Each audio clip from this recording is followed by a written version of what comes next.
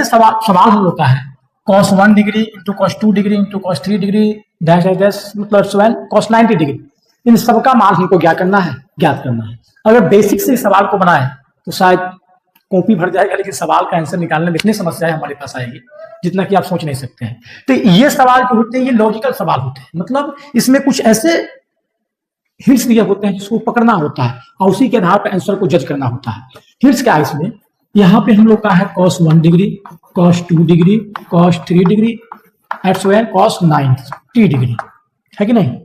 cos 1 का, cos 2 का, cos 3 का मान तो हमको मैट्रिक बोर्ड में बताया नहीं गया है, तो फिर इसका मान निकाले कैसे।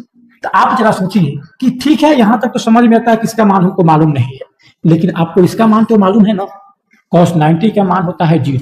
ये सभी जो त्रिकोणमितीय मान है ये सभी क्या चीज में है, गुना में है, मल्टीप्लाई में है। तो जो आप जानते हैं कि 0 में किसी भी संख्या से गुना करे, कितना हो लंबी संख्या से गुना करे, तो लास्ट में रिजल्ट हमारा क्या आता है 0। तो वहीं ये cos 90 होने के चलते इसका मान निकल के आएगा 0 और वह इन सभी मानों को क्या कर देगा 0। तो इसका आंसर एक लाइन में हम क्या बोलेंगे, इसका आंसर हमारा होगा 0। बस क्लियर है।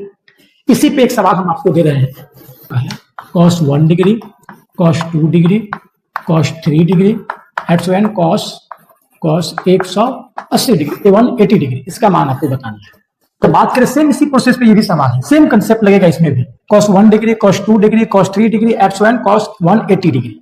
तो ना तो हमको 1 से लेके ये सब का मान मालूम है और ना ही cos 180 का मान मालूम है, लेकिन इतना बात हमको समझ में आ रही है कि ये एक से चलते जा रहा है कहां तक, 180 डिग्री तक। तो बीच में कहीं ना कहीं एक सफर आया होगा जहां cos क्या होगा 90 होगा, यानी cos 90 होगा।